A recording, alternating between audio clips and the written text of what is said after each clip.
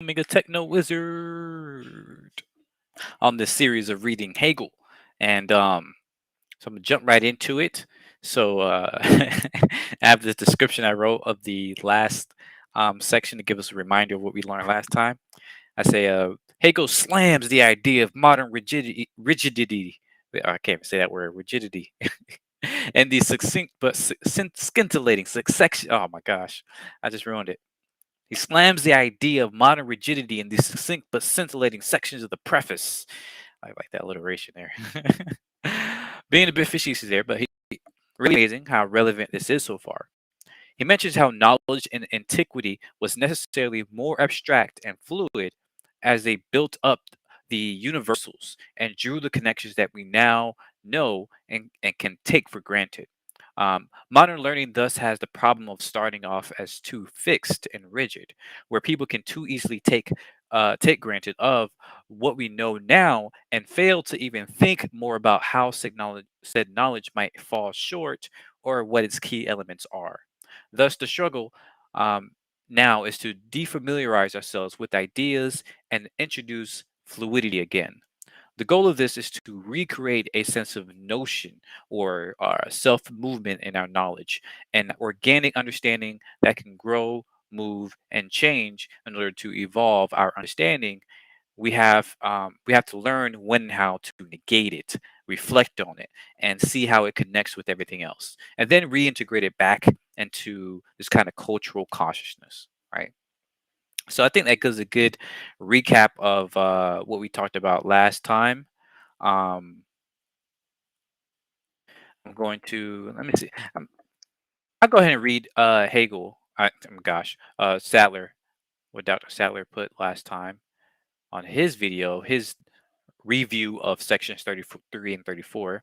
He says in his fancy video, um, here you go. In this two paragraph, Hegel discusses the situation of contemporary education and culture by way of contrast to that of antiquity, whereas the struggle then was to emerge from the immediacy of sensuous existence to grasp universals, to provide a fixed structure to thought and to the individual as subject. Now the challenge is to render thoughts fluid again, to restore dynamism, thinking, and reflection. Indeed, yep. See, mention all that. This is what is required to develop thoughts into notion or begriffe, however you say that, possessing their own integral self movement. In Hegel's view, grasping these notions in more and more integrated manners is what science, understood in its broadest and most adequate sense, involves. Um, I think that's pretty awesome.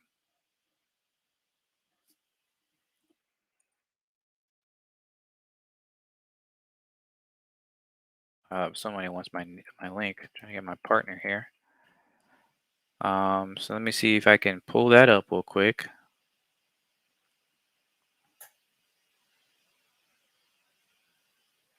It's not showing up on my page.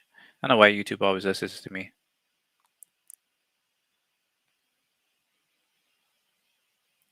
I gotta create yet another tab and bring it up. Oh, here we go. All right.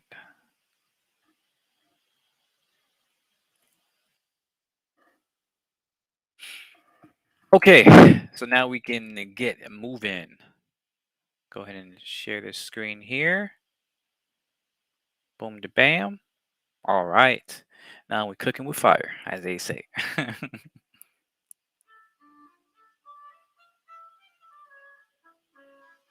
Oh, wait.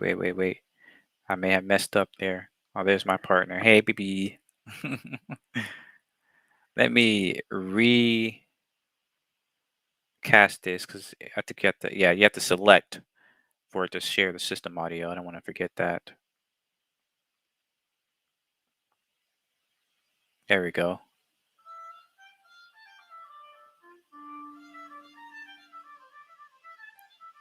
Think you all should hear it. Might be a bit loud.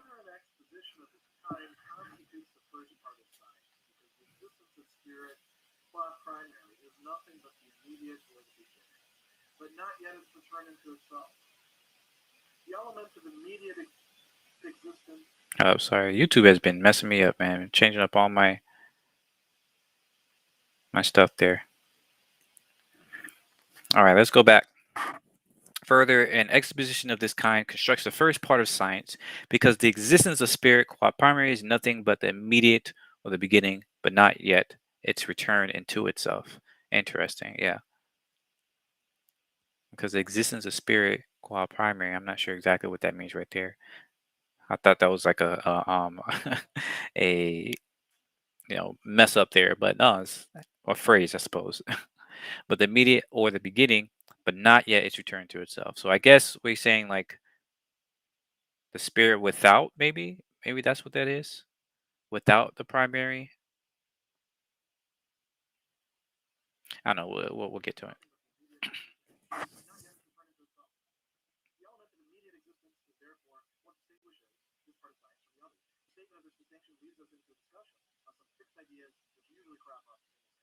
Mm. That was short.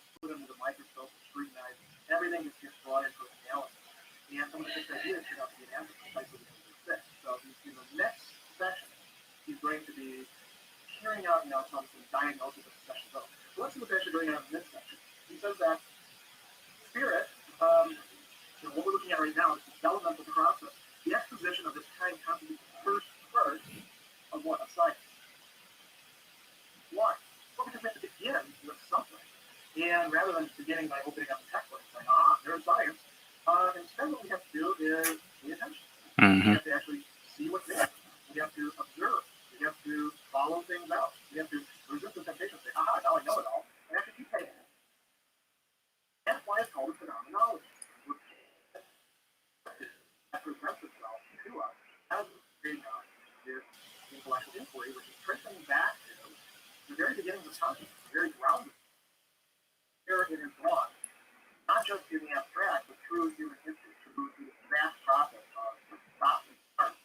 Oh wait, it said the audio's not coming through.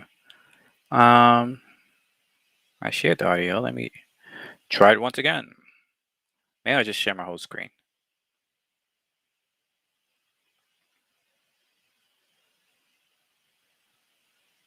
And half, successes, and 3 steps forward, 2 steps back, another 3 steps forward, and sometimes going off to the side as well. So he says that the existence of spirit, that's why it's called a phenomenology. We're paying attention to what it is that presents itself to us as we're carrying out this intellectual inquiry, which is tracing back to the very beginnings of consciousness, the very grounds of consciousness, and then seeing where it has gone, not just in the abstract, but through human history, through this vast process of stops and starts, and half, successes, and 3 steps forward, 2 steps back, another 3 steps forward, and sometimes going off to the side as well. So he says that the existence of spirit as primary is nothing but the immediate, or the beginning, or immediate existence. And when we see this term immediate, we want to keep in mind that what's going on there is 2 things. Hegel is pointing out, every time he uses that word immediate, it's really a trick word, because nothing is immediate. Things only present themselves as being immediate, as being what's there, and can be just assured, and we don't have to think about it anymore. We now move on to cooler stuff. Within this word is a sort of, you might say, contradiction, or privation, or a crossing or taking away of mediacy, that is, of mediation. Mm. And the immediate presents itself as immediate precisely because we take it as such and don't look at how it's connected to other things and how it has what it is and what it will become and what it can do through those other things.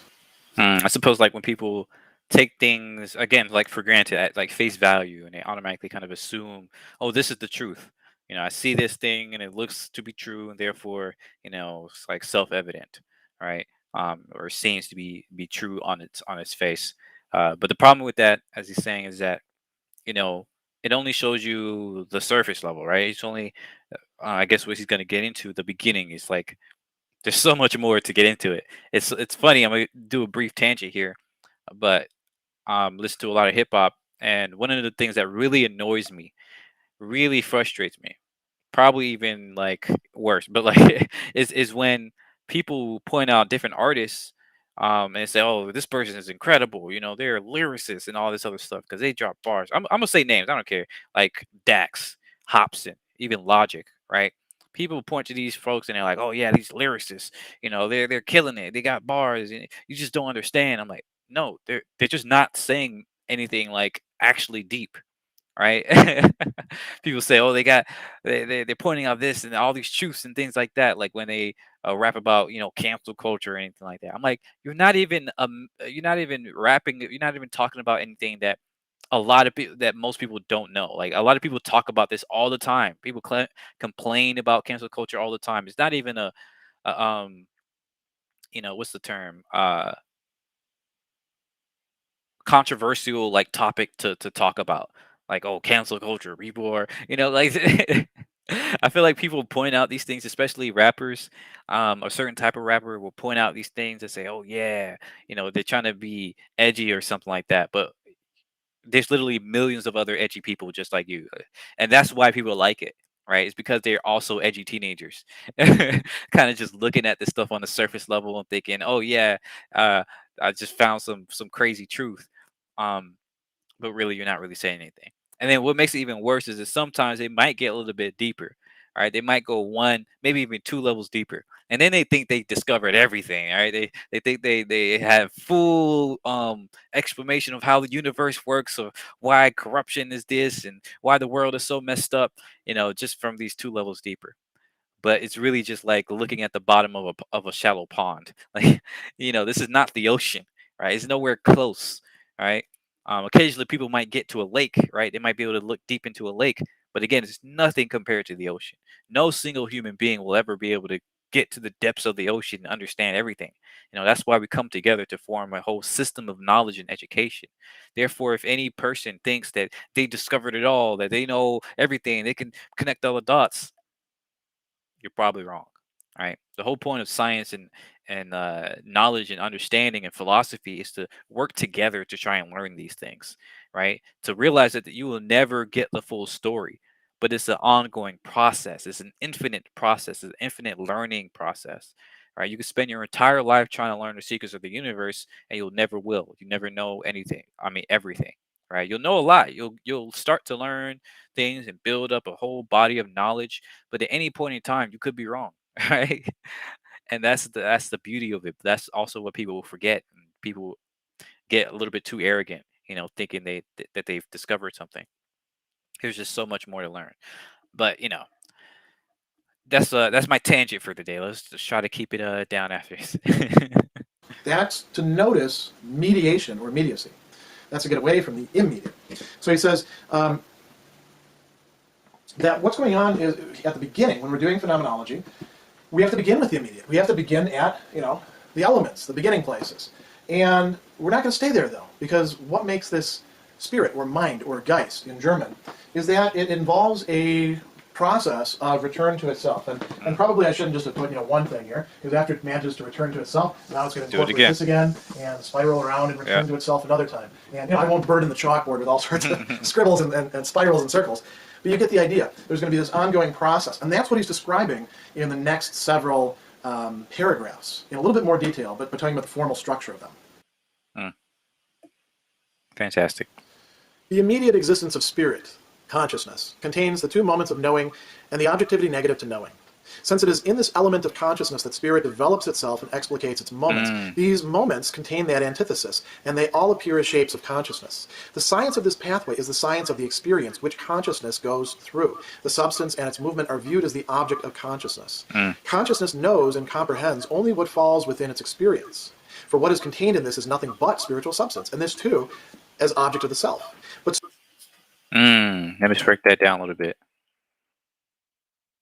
Me exists as a spirit. Consciousness contains the two moments of knowing and the objectivity negative to knowing. Right. So it's like as you're experiencing something, you kind of have this initial idea of, okay, I have an understanding of what this is. Like when you pick up a phone, and you're like, okay, I know what this is, or look into the sky, right? But then you also have to ask, okay, what is this not? This is a phone, but it's not a bottle. It's the sky, it's not the floor, right? You look at what it is by what it's not. Um, since it is in this element of consciousness that spirit develops itself and exploits these moments contain that antithesis, right? And they all appear as shapes of consciousness. So when you look at something, you see what it's not. You can kind of it self-contains its own, just the by the dint of being an object, it already is like its antithesis object, like meaning that it's okay, it's this thing, so therefore it cannot be this other thing because it's a separate entity, right? It's a separate object. Um, if you were seeing like if this was a, I don't know, four-dimensional, object that we can perceive, it might change into different objects, and we'd be like, what's going on here? If it's in superposition, right? then uh, it's hard to say what it is and what it's not. But we don't see that way. We see in one position and one kind of perspective, and therefore we can like discern between different objects and different items. That's pretty interesting there. I guess that that extends to the space of ideas and philosophies and concepts. The science of this pathway is the science of the experience which consciousness goes through. So again, science is the process, not the product, right? It's an exercise, it's a struggle of trying to learn and understand things. The substance and its movement are viewed as the object of consciousness. Again, yeah, moving through that process, going through that struggle is what allows us to get this experience that we call consciousness, of this thinking and growing and feeling and understanding and things like that. Consciousness knows and comprehends only what falls within its experience. We can only, of course, understand what what we directly or even indirectly kind of experience. That what we learn, what we uh, go through, what we interact with, what we think about. Um, for what is contained, like we know what we know, but of course we don't know what we don't know. Right? It's classic kind of statement there, kind of concept, but it's extremely important to realize is that our entire consciousness is inherently biased towards the things that we have ever experienced. Like if we've never even thought about a certain thing, if we've never experienced, we've never seen it before, then we literally cannot think about it.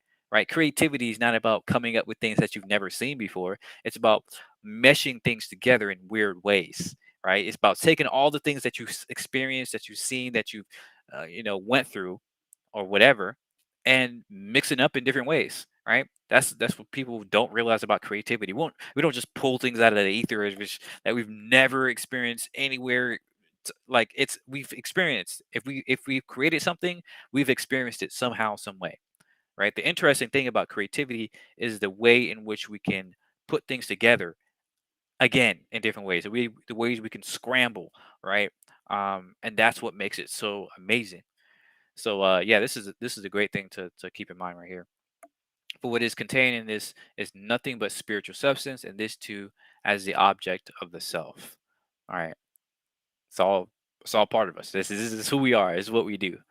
I like this. This is dope. pathway is the science of the experience which consciousness knows substance, and this becoming an other to itself, that is becoming an object to itself, and of suspending this otherness, and experience becoming an other to itself as object of the self. But spirit becomes object because it is just this movement of becoming an other to itself, that is becoming an object to itself, and of suspending this otherness. The spirit becomes an object because it is just this movement of becoming other to itself.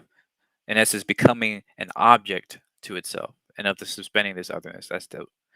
Satir says he wants a physical copy of this book. Yeah, we got to get one. It's probably gonna be thick, you know. I definitely want to get one for our library when we get that moving, because yeah, this is crazy. This movement of becoming an other to itself, that is, becoming an object to itself, and of suspending this otherness. And experience is the name we give just to this movement, in which the immediate, the unexperienced, the abstract, whether it be of sensuous but still unsensed being, or only thought of as simple, becomes alienated from itself, and then returns to itself from this alienation, and is only then revealed for the first time in its actuality and truth, just as it then has become a property of consciousness also. Let's break that down. We need to begin with the immediate existence of spirit, the immediate existence of mind, the immediate existence of a distinctively human way of relating ourselves to things out there and ourselves and other people and the objects and ideas that we use to make sense of things. And Hegel says that consciousness contains two moments that are going to be placed into antithesis with each other. And this is going to happen in terms of other similar moments as well, like, for example, truth and certainty. They're going to split apart. And this is integral to the dialectical process as Hegel understands it. There's always this spaltung, this splitting, this doubling that takes place. But then there's an antithesis. The things stand against each other, and they look like they're just complete contradictions to each other. Notice that what we don't have here is thesis, antithesis, synthesis, right? Instead, we have two things as both being what consciousness is and an antithesis arising between them, which then has to be overcome. But it's going to be overcome over and over and over again in different ways. So we have knowing. I wasn't quite thinking about it this way, but this is great. I can see this in that how I misinterpreted it. Because I was reading it as like when you know something, when you learn or see an object, like I said before, it by its dint of being an object, you know that what it is not, right? You look at, the fact that it's not some other object. But this is a different. He's kind of like talking about it in abstract in terms of, the difference between, I guess, knowing something, as in like understanding a concept, and objectivity, which I guess is like, being able to do something with that concept, I suppose. I don't know. We'll see. Knowledge, and in knowing, the subject is related to something else which it knows. It takes it in. It makes it its own. For me to know what Hegel is talking about is for me to make that my own, to bring it within the sphere of my own consciousness, and to be in a certain way assured of it. And that's when we start sliding over into objectivity. The objectivity negative to knowing. When we think that we know something, can we actually be sure that we know it? Do we have knowledge of our knowledge? Do we have knowledge squared? And what is it that we know? There is the act of knowing, and then there is the object of knowing. So we have all of these antitheses going on. Now, if we wanted to just sort of, separate everything out, then we would stop there. And that's where, we would end. But that's not what happened throughout human history, the history of thought, the history of consciousness. Instead, Hegel says, each time that we have something like this, these moments are incorporated. Spirit develops itself, explicates these moments, figures out for itself at that time, what is knowing for me now? What does it mean to know? What is objectivity, or what is the mode of the things that I'm actually trying to get out there and get to know, or get inside myself and get to know? It's going to come up with different answers at different points, and it's going to bring these two that seem to be totally irreconcilable back together into some sort of, not necessarily harmony, but some... So in short, I think that's what knowing is like. What do I know? What is my knowledge? What is my understanding? And objectivity is what do I want to know, or what do I need to know? I think, right? I don't know. sort of synthesis. And he says they all appear as shapes of consciousness. And there's more than one shape of consciousness, more than one gestalt, more than one form. And so we can trace out a pathway, which is the dialectical process of development that he's been talking about in the earlier paragraphs. And we can arrange them into a kind of order, not just a sequential order, but an order which you can think of it as an order that's getting bigger and bigger and wider and more complex as time goes on. Because some of these early shapes may show up as having been assimilated and reoccurring down here in a different form. In any case, there's more than three, of course, but I'm just using a chalkboard. This is what Hegel calls the pathway. And that's what the phenomenology of spirit, as opposed to just say the phenomenology of paying attention to my own experience right here, right now. The phenomenology of spirit, trying to figure out what is it to be a human being by looking at the history of development and of thought, is charting out these shapes of consciousness, many of which we're long past, but in order to fully understand how we got to where we are, we need to sort of go back through them so we can fully grasp that. We need to sort of relive that. And this brings us to over here. What is this? This is what science is for Hegel. Science, again, is Wissenschaft, is this unifying, synthesizing, integrating, ever-expanding human knowledge, which is also reflective and able to take stock of itself. And it's going to be a science of the experience of consciousness, of spirit, of human beings who have made contributions that advanced the dialectic over the course of time. Some of them are going to be very generic. Hegel's not going to name a lot of names in the phenomenology. He's not going to say, and I have in mind here Voltaire, you know. We have to sort of read between the lines with many of these. But if you know enough about those thinkers, you'll be able to recognize, as we go through these shapes, what's actually happening with them. So that's the first part of this paragraph. Now we actually need to do a little bit of erasure, just so we can clear the board, because he's going to say a few other things that are particularly important. He says that consciousness knows and comprehends only what falls within its experience, for what is contained in this is nothing but spiritual substance. This too is an object of the self. But spirit becomes object because spirit is this movement of objectifying itself, of becoming other to itself. Maybe I should put the other over here, actually.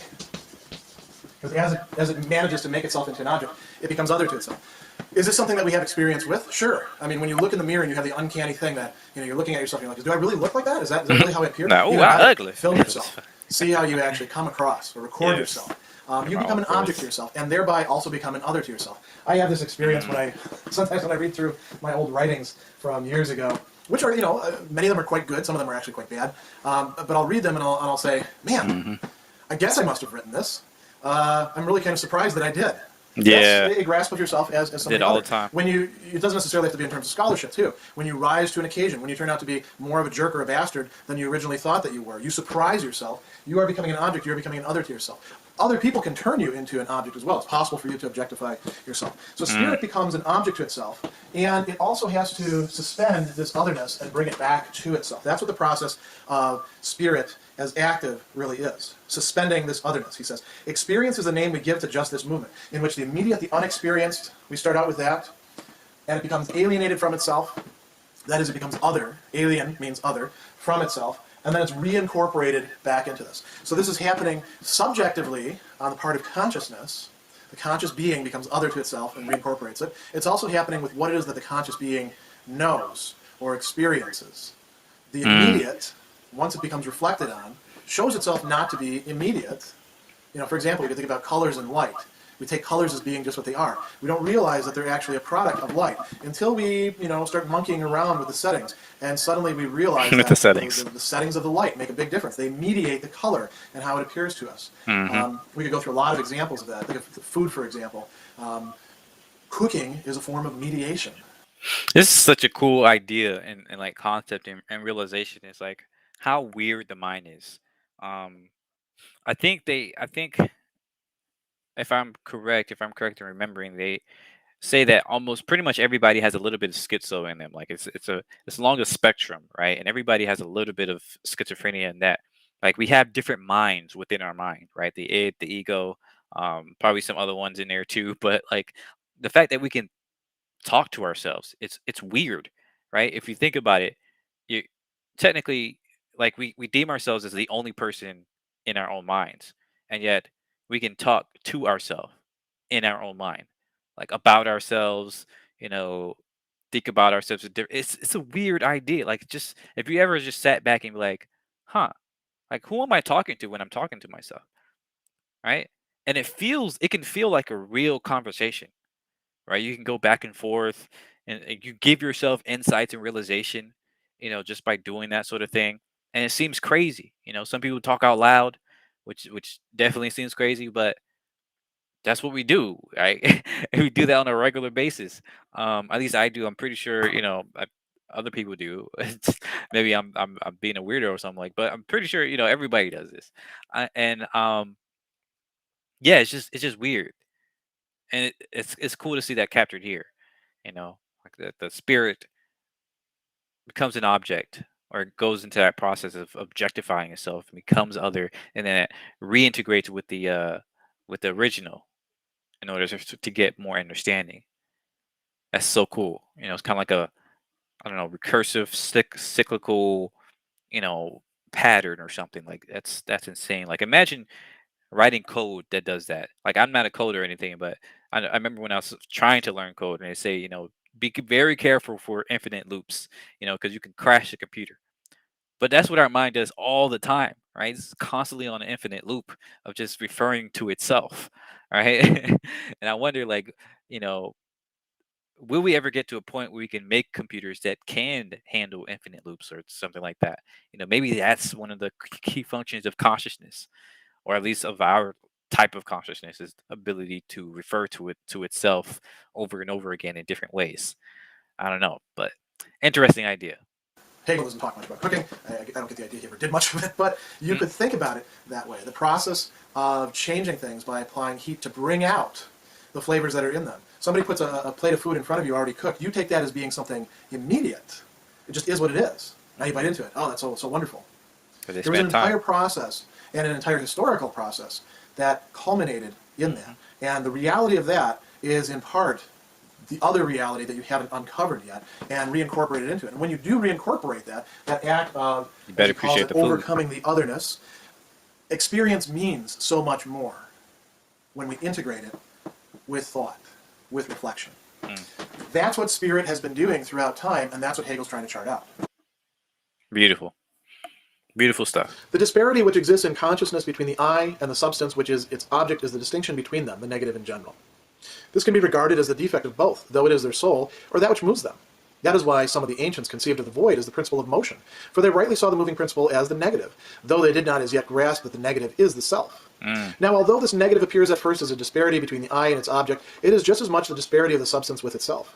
Thus, what seems to happen outside of it, to be an activity directed against it, is really its own doing, and substance shows itself to be essentially subject.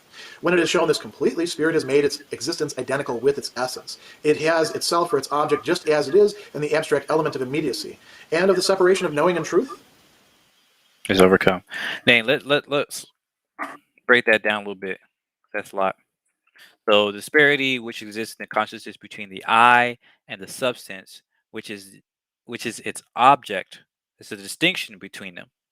So the difference between, realizing that you are a separate being, like that othering, that alienation, is the difference between um, these different types of consciousness, right? Is between the immediacy and the what you said, the objectification, or something like that, right? Is like the being able to reflect on it and things like that.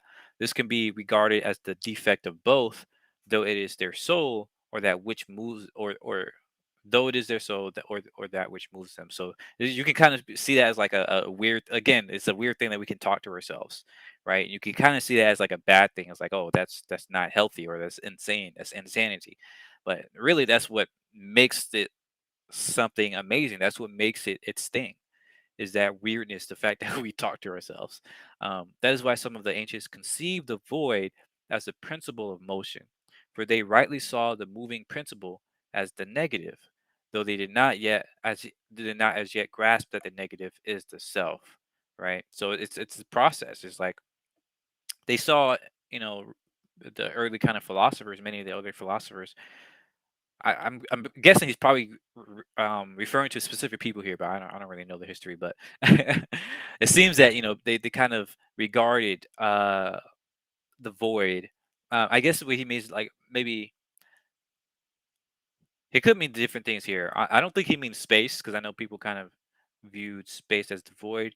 I think this may be in a conceptual model, as in I think there is this idea of like nothingness, and um, the essence of things, and things kind of come up from that area. I don't know. I might be wrong, so I just have to sit back and listen on that. But I feel like he's referring to specific stuff here.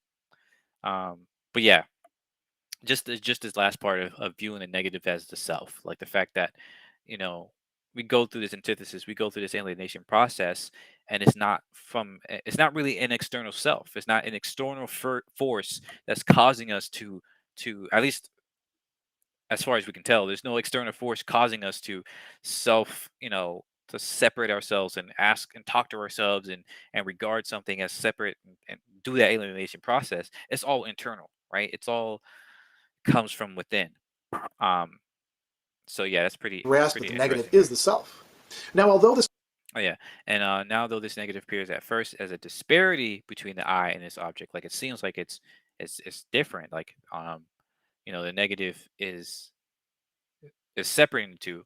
It is just as much disparity of the substance with itself, right? So it seems like it's a bad thing for the I or the self, the feeling of self. A lot of use of self here, but that disparity, that distinction of negation and things like that creates this substance, this notion, this shape of what we deem as um, knowledge or objects or things like that. At least that's how I'm taking it so far.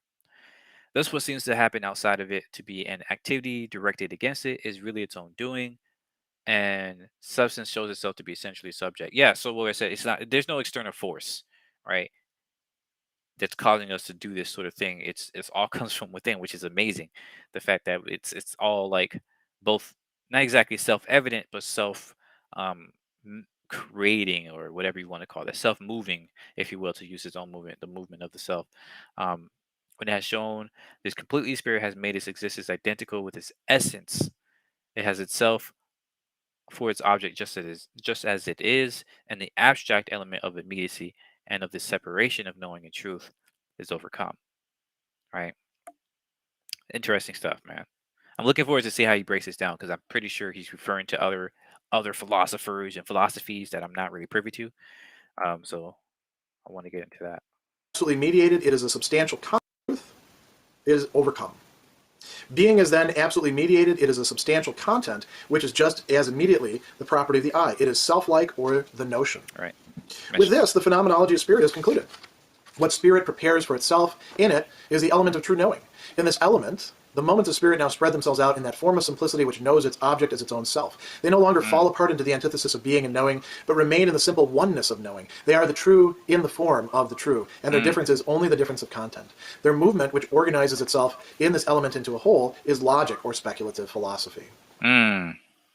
True, I know he's going to break it down, but I like to break it down first just to see if I'm on the right track or not.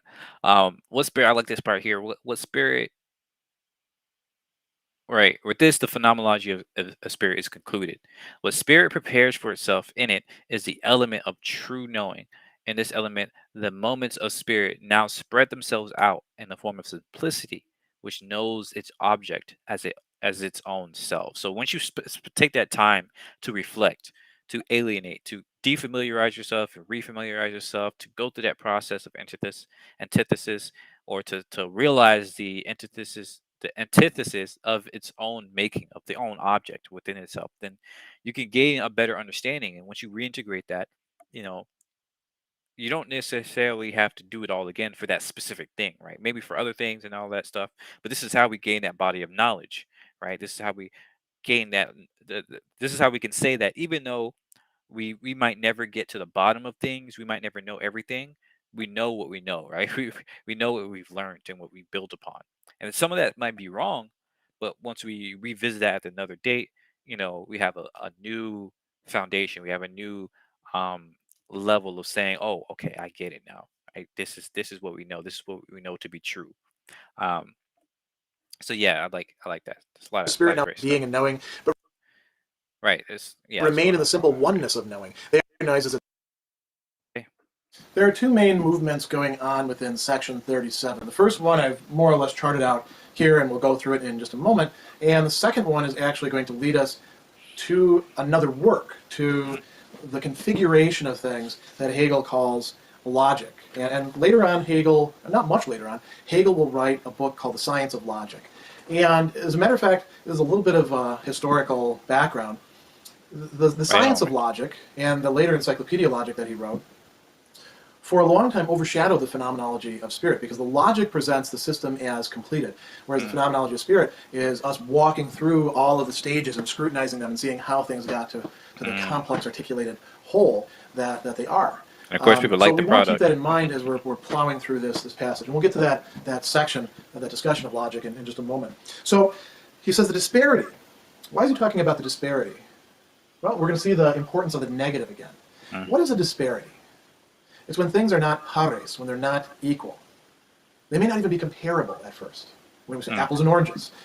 You're trying to compare apples and oranges. Well, you can't actually compare apples and oranges because they are both round fruit, right? So they do have a lot in common. But one is an apple-like fruit. That includes pears and quinces and stuff like that. The other one is a citrus fruit. Oranges are much more round than apples. Apples tend to be in a whole variety of colors. Oranges, more or less orange.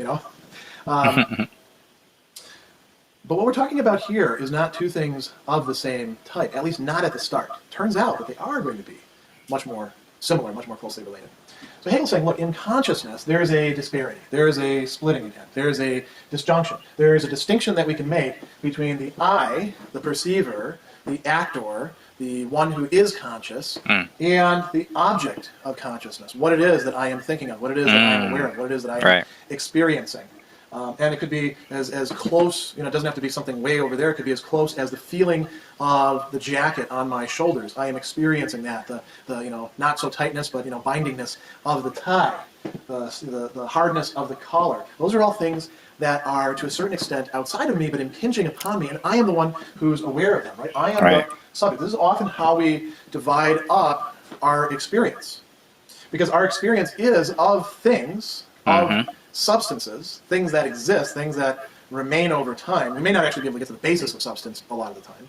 Locke could actually be quite correct about that. But we do think that there's something there that we are experiencing. And we don't think that that is us. We think it's something different, something other, something distinct, something not equal to us. And yet, it is for us, because we are the ones who are cognizing it. If we're acting upon it, we are the ones who are not only acting upon it, but intending into it, giving it meaning. So, what's really going on there? He says this disparity, this distinction between them, is the negative in general. Remember, we've seen the negative come up before. We're supposed to have patience and labor with the negative. The negative is this thing that allows us the freedom to develop. The power of the understanding is connected with the negative. And here's where he says the negative is intrinsically connected with movement. Not movement in the sense of physical movement. He actually says the ancients were sort of onto this. That's why they conceived of the void as the principle of motion. So they saw the moving principle as the negative. They didn't quite grasp the negative as the self, as what it is that we are. We are a bunch of things. Like I can say I'm Gregory Sadler, 43 years old, born in Wisconsin, speaking English, thinking in English, occasionally dreaming in other languages or speaking other languages, but most of the time English.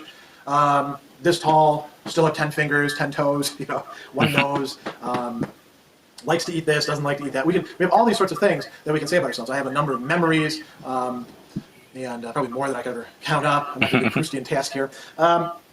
But we're also something different from that. We're also the thing that can say I. And insofar as I can say I distance myself from any one of those things. I am not just my memories. I am not just my perceptions. I am not just my relations to other things. I am a free being. I am able to act, to intend, to choose, to move, as Hegel is talking about. So he says, although the negative appears at first as a disparity between the I and its object, it's just as much the disparity within the substance or the object. Real quick, just interesting. He didn't point out any historical of these ancients and stuff like that. So I guess he wasn't referring to anything specific. It just seemed like it was an illusion. But I guess it's like a more general thing of what they were discussing. But yeah, I like this whole idea here, and it goes into what we were saying earlier in these other videos of people tending to identify themselves with their feelings or their ideas or their thoughts and other stuff, and that is very problematic because, like you said, we're not those things. We think about those things, we interact with them, but we are not those things. It's like identifying with your shirt. Like if you identify with your shirt, then when your shirt gets damaged, what does that mean? That means that you get damaged? Obviously not, right? But people do that all the time with ideas. They say, "Oh, I am this," and when they like their job, or if they get fired, their whole life is torn apart, right? Or if they're in a relationship with somebody, right? Don't get me. I love being. I have a soulmate. Like I feel like that's my soulmate, but I'm not. That's not all of who I am, right? So if something happens to our relationship, that doesn't necessarily mean I'm like dead or uh, uh, messed up or something like that, right? That's just a one part of me. That's one part of what I do and what I engage with and things like that. Likewise for one's ideas, like people love to do this nowadays. I am a conservative. I am a liberal. That's what makes a lot of our politics so disgusting. As people identify with these ideas, not realizing that these ideas are just separate from them, should be separate from them. Same thing for any sort of group that you're in, ethnicity, culture, traditions, age, even like your knowledge, like you mentioned here. This is it's not who you are. You interact with all these things, but identifying with them is a fool's errand. So I really like this whole thing here. With itself. Where is that going to get revealed? Later on, we're going to see that get revealed in the process of charting out what consciousness reveals to us. These things that we take to be immediate don't turn out to be immediate. They turn out to have these bifurcations and splittings within themselves when we look at them. Also, within the subject, there's going to be a splitting taking place within there. Here's where the secret comes in. This over here we take as being something independent of us, something standing against us that impinges upon us. That's why we perceive it. That's why we suffer it in some cases. Right. But Hegel says, if we look at it in the right perspective, we realize that in a certain way it's actually us. This is what we call idealism. Reality is fundamentally not things that are totally independent of mind, consciousness, what it is that we are, but actually extensions or projections of it that take on a certain sort of independence, a certain sort of agency. Just as we are not exactly what we are, there's the objects within ourselves as well, and we're all within, for Hegel, spirit. So he says, what seems to happen outside of it, to be an activity directed against it, is really its own doing. Substance shows itself to be, in its truth, subject. Where do we have subject? Over here. So these are actually both subject.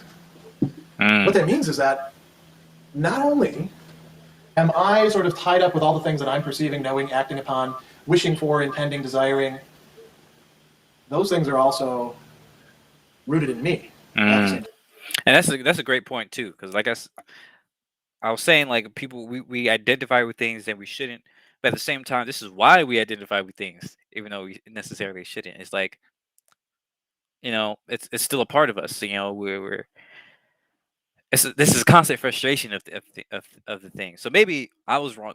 Well, I'm not, I hesitate to say I was wrong, but maybe it's a fool's errand, right? It's a fool's errand to identify with things too closely, but it's also a fool's errand to forget the impact that these things also have on us too, right? To forget how these things, change us and kind of force us or influence us or encourage us to adapt to that situation and to, change who we are based on, the our ideas and our culture and our relationships and all these other things. So that's a great point right there. That's a great point. It's great. I see you, Hegel. I see you, Hegel. There's a back and forth here. Neither one of them is independent of the other. So he says, when it is shown this completely, spirit has made its essence identical with existence. Now that's a very important phrase. Because what being has its essence identical with its existence in traditional philosophy and traditional theology? God. Now, does that mean that I'm God? Because I'm the subject, I'm the phenomenologist charting out all this stuff. No, that doesn't mean that I'm God or Hegel is God, but it means that for Hegel, what's going on with this march of spirit through time, getting to know itself better and better, is God developing God's self through human agency, through human beings, through human consciousness in time. That's going to make him pretty heterodox to most Christian thinkers. It's interesting just to see how many gyrations a lot of Orthodox Christian thinkers had to go through to embrace Hegel in the 19th century. But there was also a strong reaction against him for that same reason. So he says, when it's shown this completely, spirit has made its existence identical with its essence. That's a big achievement. It has itself for its object just as it is. The abstract element of immediacy, the separation of knowing, which is something on the part of the subject, and truth on the part of the object, the separation between them, just as much as the separation between subject and object, has been overcome. How has it been overcome? By just fusing them together? No, by showing the interconnections between all of these things, by plotting it out, by laying it into this vast conceptual map that you can kind of picture in your head, but it takes a lot of work to do. The more that you work on it, the better you get at it. So he says, being is then absolutely mediated. And Eccentric Chase, welcome to the stream. I'm sorry, Eccentric Cast. I think that's what your name is saying, but I just realized you got to see there. But anyways, it says that idea came from Buddhism, I think. I'm not sure which one you're thinking of because you all are unfortunately a little bit delayed by like 30 seconds or a minute or something crazy. So I'm not sure. Let me know what you mean by the idea is connected to Buddhism. I'm thinking that you might mean the idea of subjects being separate from us, but at the same time impacting us. That could be a thing. Um, but I'm not a Christian anymore. But that idea of like what he's saying here in terms of kind of us being God trying to figure itself out, like that reminds me of like the universe, like from a non-traditional, non-religious standpoint, like we are the universe knowing itself, or whatever that phrase is. I really like that concept, and something I subscribe to personally. And like, I don't necessarily like the idea of God because it's so loaded with all this religious bullcrap in there and a lot of assumptions about the form and function of God. But when you think about the universe, it's pretty open. Like you realize it doesn't necessarily have to look like you or act like you or anything like that. But we are inevitably and kind of indubitably a part of it. We are part of the universe, and the idea like we are the universe knowing itself is, I think, is extremely powerful. So definitely. Eccentric cast or taste eccentric cast, I think, says, I pondered that weeks ago while watching videos on consciousness. I thought perhaps consciousness is just one thing that possessed life to have its own experience through life. Yeah, yeah, definitely. I think that's what makes it so interesting, of this kind of this experience of consciousness. Well, we're almost done, so I'll talk on that after this. But yeah, I really like that, and I can talk a little bit more on that because I've thought about that a lot myself, and it's such an interesting subject. But let's go ahead and finish this out. Being is mediated, which means that it was always mediated from the beginning. We just were mixed up about it. And now we come to really understand the way things are. I come to understand that I am not what I assumed that I was, a totally independent being that just perceives things that don't impinge upon me, aren't part of my consciousness, and that those things aren't what they appeared to be at first either. So he says, with this, the Phenomenology of Spirit is concluded. Kind of a weird thing to say in the preface, isn't it? Especially when he's at the halfway point of the preface. He's not even done with the preface. But the Phenomenology of Spirit is concluded. What spirit prepares for itself in it is the element of true knowing. It brings together truth and knowledge. And it makes knowledge, not just knowledge of truth, but knowledge that is itself truth. So he says, in this element, the moments of spirit now spread themselves out in the form of simplicity, which knows its object as its own self. They no longer fall apart into the antithesis of being and knowing, but remain in the simple oneness of knowing. They're the true in the form of the true. And their difference is only, there's still difference there, difference of content. Everything has been thought out, everything has been made sense of, everything has been understood, and now it's just a matter of sort of like laying the whole thing out. This is, he says, their movement which organizes itself into a whole is logic or speculative philosophy. So the phenomenology will eventually lead us to a culmination point of logic where now we actually understand the totality. And we don't understand it by effacing everything or fusing everything into one single primal experience the way some mystics want to do. Rather, it's by grasping the totality in all of its articulateness, all of its connections, all of its mediations, and seeing how they actually connect up with each other. Right. Kind of tough to do. That means that if we want to have this viewpoint of the whole, we ourselves have to develop on the way to become adequate to what it is that Hegel is able to show us. Like most important books, and this is probably a great way to close this particular discussion, like most great books, we don't just read the book reads us. The book should change us. Yeah, you reading me all right. An obstacle course that requires us to get stronger, smarter, tougher, more resourceful to make sense out of what is in the book. And this is going to be a back and forth kind of process. So, what that really means is if you're struggling with Hegel, well, first off, you're not alone. I still struggle with Hegel. I've been reading the guy now for close to 20 years. God damn. Hegel's But if you're struggling with Hegel, that could be, in part, because of the difficulty of what it is that he's trying to set out for you, and you're going through the birth pangs, the growing pains that are required in order for you to develop what it is that you need in order to be able to grasp more and more fully what he's talking about. Beautiful stuff, man. Hegel, he's something else. He's something else here. So let's have a discussion on consciousness and such. Show the chat here. It only shows new comments. Oh, maybe not. Hold up. Hey, there we go. Yes. Okay, so we can show some of the comments here. So yeah. It says he pondered that weeks ago while watching videos on consciousness. I thought perhaps consciousness is just one thing that possessed life to have its own experience through life. And then it continues that. I wonder why sometimes what is natural to the body seems strange to us. Also, how we, quote unquote, have no control over natural phenomena like shivering or to create heat when cold and falling in love. Ooh, great points here. And then they end with, I felt like consciousness is an alien who opposed the body and gets confused with the natural processes of the body and tries to oppose it. Ooh, that's interesting right there. That's interesting. I haven't seen it. I haven't thought about it like that, but um, definitely for me, I think consciousness is extremely interesting because it's like there's so many levels to it. Like we don't know what it is. We don't know. We still can't exactly describe, our own experience of consciousness. We can't really. We still can't figure out, you know, everything that leads to our conscious understandings of things within our brain, within our neurochemistry. You know, a lot of is trying to figure it out. Oh, finally, it's showing up there. Oh, you meant to say it felt like consciousness is an alien who possessed the body and gets confused with the natural process of the body and tries to pose it. Yeah. Um yeah, I definitely agree. Like I was thinking about that the other day and like it's weird once again that we could talk to ourselves, right? And when you think about free will, I love this topic, but kind of trigger warning for folks who don't like to think about free will and whether or not we have it and what do you call it? Those existentialism and things like that.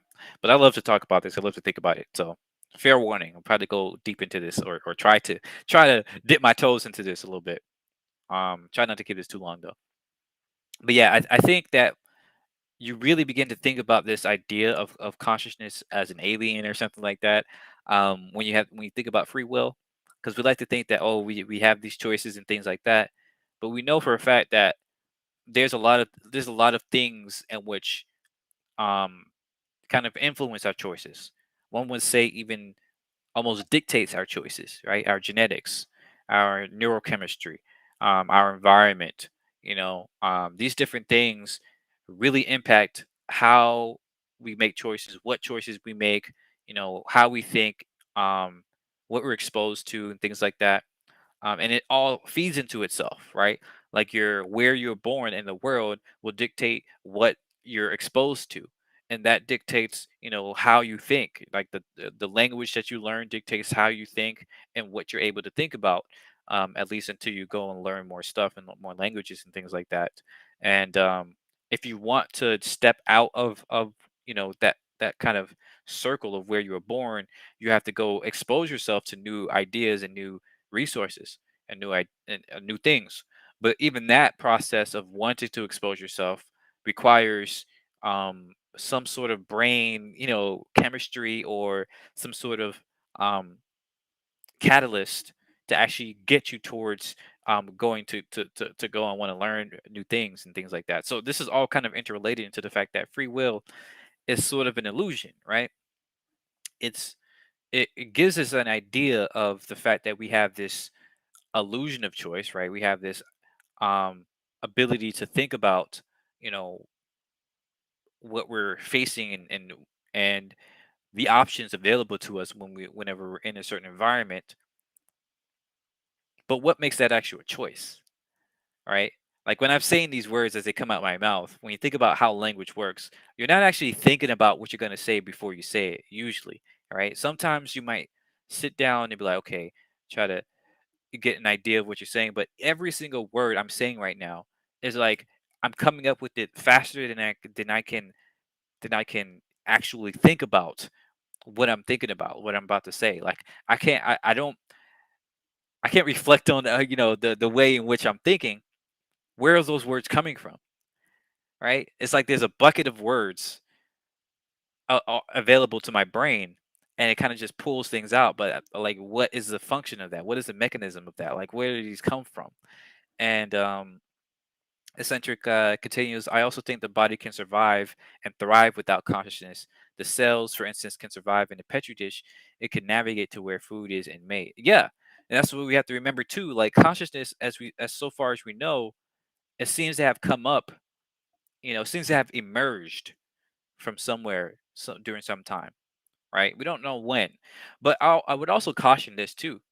I would also caution Eccentric, to point out the fact that we don't actually know if consciousness is not existing and something that we can't directly perceive. Like we don't know if a cell does not have consciousness.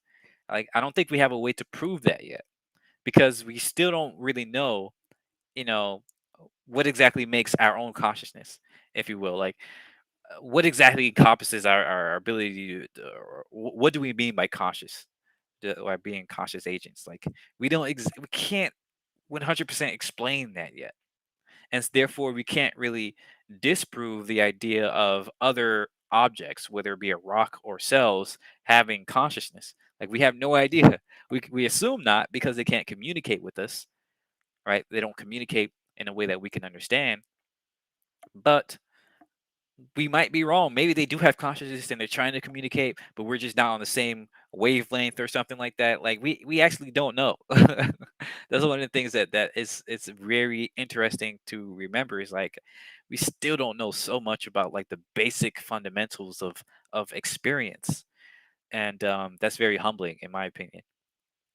But yeah, I just like that going back on that concept of like possession and like once again, when you think about the fact that we have different minds and we could talk to ourselves, you have to wonder if you can talk to yourself, then are you the full um, agent? Are you really a self sufficient agent if you have to kind of talk yourself into doing things? Right, it's like what you said. If you, it's like a thinking that you're possessed, and you're some part of you is talking to the part that's possessing you. Like you know it's I don't know, it's interesting. I'm probably not explaining this well, but yeah, I definitely think that there's just so many aspects of this that's just incredible. You can think about it all day, you could think about it forever, right? um and people, that's why I really want to try like psychedelics and stuff like that. People have really amazing experiences, and they say that as you go through the psychedelic experience, it kind of breaks a lot of this down. Like you can kind of experience yourself experiencing yourself, and you can do that in a recursive model. um and as you kind of trip or take that trip or whatever, it's amazing that they call it a trip. You kind of get out of your head in a way and discover other things in different ways. It might be different. It might just be viewing your own mind in ways that you didn't think was possible, right? Kind of like removing your own limitations on what your imagination can come up with. But either way, the fact is that the fact that we can discover and think about things that we don't consciously think that we've experienced is, to me, proof, or at least indication, that there is something more out there, right? There's something more that we're experiencing directly or indirectly that we can't exactly communicate, that we can't exactly sense in our regular way, like that we're not 100% conscious of, right? I'm not sure if I'm even explaining all this well, but to me, there's just, I don't know. My head is hurting now because I'm trying to communicate something that feels like it can't be communicated, but it can be. We just have to figure out, the ways to do it. But in essence, I think there's things out there that we're experiencing, but we're not 100% conscious of experiencing. And whenever we have ideas and creations and concepts and philosophize and stuff like that, and reflect on ourselves, it seems like we're discussing things or we're going through things that we're not even aware that we're experienced. I don't know. There's a lot that goes into it, but yeah, I love this topic. I love this idea, and I really enjoy Hegel and with the help of Dr. Sadler, kind of explaining these things and kind of piecing these things together. I feel like we're really building this puzzle, this ladder, this foundation, and I'm super excited for what is to come. It says we're about halfway through the preface, so hopefully by at the end of the year, maybe January. Oh, excuse me. We'll be through, and we can get started with the actual book. But just think about this, right? We spent 16 videos so far on the preface alone, and there's so much more to discover. Um, but yeah, it's amazing what we can discover and what we can really get on. But eccentric, thanks for all your comments. I really appreciate it. I really like this discussion. Feel free to put it in the comments under the video, and we can have a further discussion there. I can even share with you some links of like podcasts. I did like a 2-hour podcast exploring free will and consciousness and a couple other things. So if you're interested in that, I'd be happy to share it with you. Or we could just have a conversation about this further in the comments. But my head hurts right now, and I gotta find something to eat. Doing all this brain moving, brain thinking. I can't even. My brain is poop now. So this is some good stuff. Gonna leave with this message. The century says, when you look at the concept of love, we think we have control over the process, but once you look at the biological mechanics of it, you realize we have no control over it. Yeah, it's an interesting thing, right? Um, and I will also say that I like to say from different things because I'm not sold on either side of it. But for even for love, like I always say with my partner, I think love is an action, right? Love is something that yes, there are biological sides to it. Like you can't really control who you're attracted to. But I think love is a process similar to science, similar to philosophy. It's a process of actions that you do, right? It's the fact that, yes, you might feel some type of way about somebody, but it depends on what you actually do with that person, right? Like if you choose, to give them this or to give them that attention or, to talk about them with this and that and the other thing, you know, the way in which we engage with people, the way in which the respond to the environment, to the attraction or whatever else that we're feeling, really makes a difference in that relationship and that action.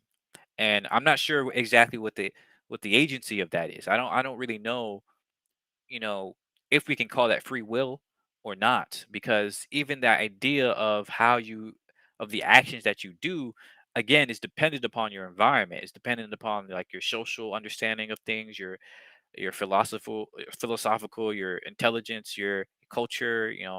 I may have mentioned that before, but it basically depends on all these other things to the point where you have to wonder, like, did you really make that choice, to love that person more, or was it because you were more aware or had access to better information, right? Which for me is why I think it's super important to share good information, right? Because the more you share good information, um, and good processes and get people to engage in this process, then hopefully the better choices people can make because the better kind of options they have available to them, the more they realize there's better things they can be doing at any point in time.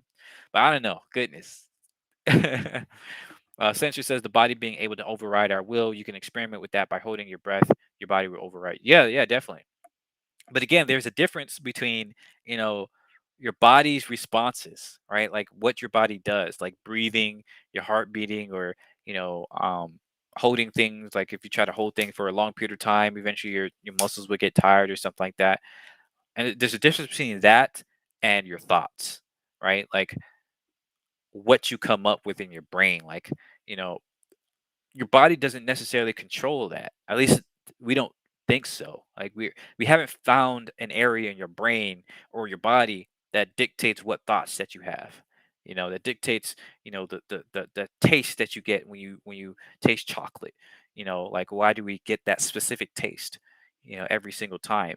We can say this taste bud, creates this type of taste, like it's open to this type of taste, but we don't really understand why it tastes like that, right? And that's what makes consciousness, at least to us.